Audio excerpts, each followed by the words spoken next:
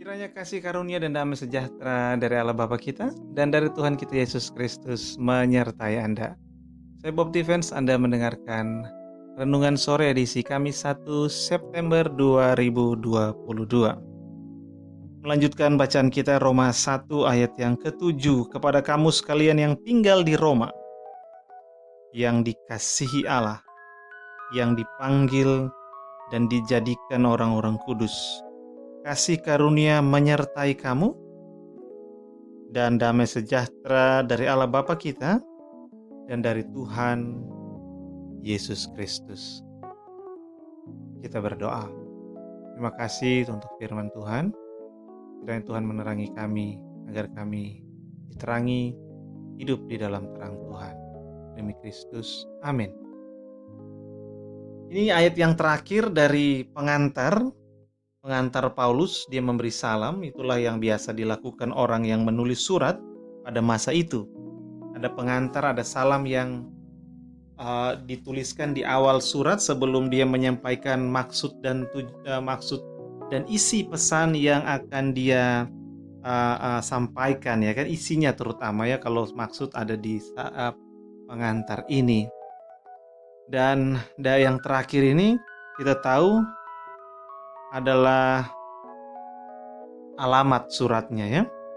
Alamat suratnya adalah kepada kamu sekalian yang tinggal di Roma, yang dikasihi Allah, dipanggil dan dijadikan orang-orang kudus. Paulus melihat jemaat di Roma, dia belum pernah bertemu dengan orang-orang Roma pada waktu dia menulis surat ini, ya. Dia pengen ke sana, nanti besok kita akan lihat di selanjutnya dia menyatakan aku pengen ke sana. Karena Roma itu adalah pusat peradaban waktu itu, ya. Kalau sekarang tuh ya seperti mungkin New York atau London, yang kota-kota besar dunia. Ini Roma adalah salah satu kota besar dunia pada waktu itu.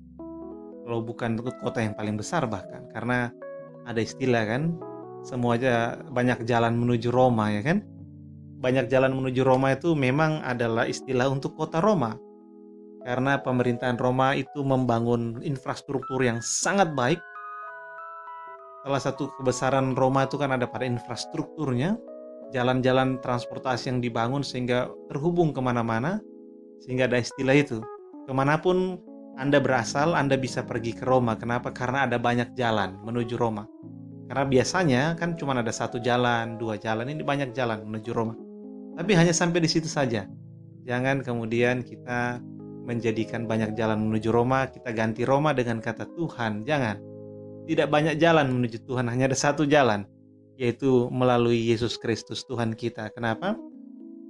Karena Tuhan telah menetapkan satu perjanjian itu, yaitu perjanjian yang baru, di mana seluruh dunia memiliki hubungan dengan Tuhan Pencipta melalui perjanjian yang diadakan di dalam anaknya Yesus Kristus dengan kematian dan kebangkitannya. Sehingga tidak ada jalan lain. Kecuali ada orang yang bisa menghapus dosanya sendiri, ya. Tapi kan tidak ada. Karena perjanjian ini berdasarkan pada pengampunan dosa. Dan tidak ada pengampunan dosa selain di dalam salib Tuhan kita Yesus Kristus. Tidak ada. Nah, ini Paulus mengatakan yang dikasihi Allah. Ini sangat menguatkan, ini sangat menyenangkan. Kenapa? Karena setelah Paulus menulis tentang Injil, tentang bahwa Injil itu adalah tentang anaknya, Yesus Kristus yang dijanjikan. Injil adalah tentang anaknya yang bangkit dari kematian. Injil itu adalah bahwa Paulus sendiri menerima kasih karunia untuk jabatan supaya memberitakan Injil ini. Dan kemudian mengatakan kamu juga dipanggil menjadi milik Kristus. Dan kemudian Paulus bilang kamu adalah yang dikasihi Allah. Jadi Injil itu membuat orang-orang di Roma, termasuk kemudian kita sekarang karena kita menjadi milik Kristus, adalah orang-orang yang dikasihi oleh Allah. Orang-orang yang dikasihi oleh Allah. Ini dikatakan bukan tanpa dasar. Bukan. Dasarnya jelas. Karena kita sudah dibeli dengan darah yang mahal. Ada pengorbanan yang besar yang memanggil kita gitu. Dengan pengorbanan ini kita bisa bilang dengan dasar pengorbanan anaknya inilah Injil itu, ya kan? Sang Injil itu. Maka kita itu benar-benar dikasihi oleh Allah. Itu sebabnya kita tidak perlu khawatir gitu untuk semua hal dalam hidup kita. Kenapa? Karena kita ini dikasihi oleh Allah. Tuhan mengatakan itu kepada umatnya, kemudian ketika dia melihat burung-burung di udara atau dia melihat bunga di bakung di padang, ya kan, di ladang itu, bunga yang tumbuh liar itu. Dan dia bilang kepada umat Tuhan waktu itu, dan firman itu berlaku sampai sekarang, jangan khawatir akan hidupmu gitu. Kamu mau makan apa, kamu mau minum apa, jalan hidupmu mau kemana, habis ini kamu mau ngapain, jangan khawatir. Dia bilang, kalau burung-burung itu saja, ya kan, burung itu kan nggak masuk, kalau dulu kan bilang burung itu tidak menabur dan tidak menuai. Karena waktu itu kan zaman pertanian. Kalau sekarang tuh kan, burung itu kan tidak punya kantor. Dia tidak punya pekerjaan, tidak ada korporasi yang menggajinya. Dia tidak punya usaha, tidak punya toko di online shop, tidak punya. Tapi burung saja, Bapakmu di surga tuh memeliharanya. Apalagi, ya kan, kamu yang dikasihi Allah, kan begitu. Jangan khawatir. Itu satu dari banyak sekali contoh di mana kamu itu dikasihi Allah. Kamu benar-benar dikasihi Allah dengan dasar yang sangat kuat. Dan kasih Allah tidak mungkin berubah. Kenapa? Karena dasarnya tidak mungkin berubah. Yang tadi itu dasarnya. Pengorbanan Kristus membuat kamu dikasihi Allah. Demikian Paulus menuliskan yang dikasihi Allah. Dengan dasar Injil itu. Sehingga kita bisa bermegah. Kita bisa bergemar, bersuka cita di dalam Dia, di dalam Tuhan kita. Kenapa? Karena kita dikasihi olehnya, diperhatikan. Sehingga jangan khawatir, jangan takut menghadapi apapun di ke depan.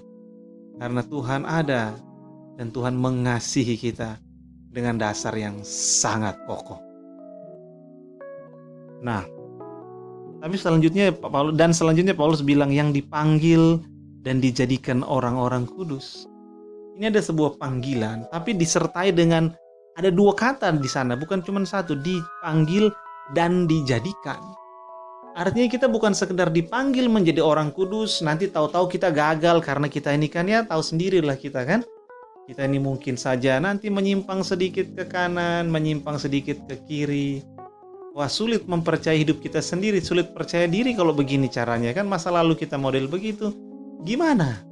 Paulus menggunakan dua kata di sana, dipanggil dan dijadikan. Ini artinya ini proyek ini bukan hanya inisiatif dari Tuhan.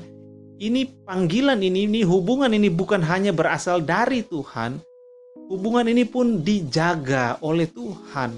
Jadi bukan dipanggil saja, tetapi dipanggil dan dijadikan orang-orang kudus. Proses pembentukan kita menjadi semakin kudus itu ada Tuhan di dalamnya. Sehingga jangan khawatir, engkau dikasihi. Sehingga engkau bukan hanya dipanggil, engkau juga dijadikan kudus. Dan seakan-akan itu kurang, ada titik 2 di sana dalam kalimat yang kita baca. Setelah titik 2 bunyinya begini, kasih karunia menyertai kamu. Kasih karunia menyertai kamu. Kasih karunia adalah sebuah pemberian yang tidak diminta. Ini kita diberi sesuatu, kita tidak minta tapi dikasih. Dan yang diberikan kepada kita ini nilainya itu jauh melebihi yang bisa kita bayar kalau kita mau bayar. Istilahnya orang memberi kepada kita atau kita memberi pada orang lain. Orang itu tidak minta, kita kasih saja. Dan begitu orang itu lihat pemberian, dia bilang ini sangat besar. Dia tidak pernah mampu membayarnya. Itu kasih karunia. Inisiatif datang dari sang pemberi, dan yang menerima tidak mungkin bisa membalas, sama sekali tidak mungkin. Dan nilainya saking tingginya, mengubah hidup orang yang menerimanya. Itu kasih karunia. Dan bukan hanya mengubah hidup yang bagaimana, ini mengubah hidup dari yang sama sekali buruk menjadi benar-benar baik. Itu kasih karunia. Sehingga ini benar-benar aman. Kenapa? Kasih karunia menyertai kamu. Menyertai itu berarti kemanapun Anda dan saya pergi, kasih karunia itu mengikuti. Itu menyertai. Kemanapun, dimanapun, kapanpun, itu tetap selalu ada di sana. Menunjukkan bahwa kepastian dari kasih Allah itu menetap sifatnya, absolut. Karena apa? Kasih karunia menyertai kemanapun kamu pergi. Aku memberikan padamu hal yang kamu tidak mungkin bayar, hal yang bahkan tidak kamu pikirkan sebelumnya. Apa yang tidak pernah dipikirkan itu yang disediakan Tuhan. Dan ini adalah kasih karunia supaya kamu dikuduskan, supaya kamu dibenarkan, supaya kamu diberkati dengan limpah. Itu kasih karunia. Dan seakan-akan kurang, Paulus menambahkan, dan damai sejahtera dari Allah Bapa kita dan dari Tuhan Yesus Kristus. Karena Paulus menyadari, ya kan, bahwa hidup di dunia ini bukan hidup yang sempurna. Ada banyak sekali kekhawatiran, ada banyak dosa di sekeliling, bahkan dosa dalam diri kita yang terus kita perangi. Ada banyak sekali hal yang sangat tidak kita inginkan yang terjadi, sehingga terkadang membuat iman kita semakin lama semakin menciut. Tetapi ada damai sejahtera Allah yang menyertai. Damai itu adalah damai yang tenang. Damai yang tenang di dalam badai. Damai yang tidak bergoncang ketika segala sesuatu bergoncang. Damai itu yang membuat kita tetap memandang wajah Tuhan, memandang tangan Tuhan yang selalu memberikan kasih karunia kepada kita. Sehingga hidup orang Kristen adalah hidup yang benar-benar tenang, meskipun ada badai di sekitarnya, meskipun ada badai di dalam pikirannya, meskipun ada badai dalam hidup orang-orang yang dia kasihi.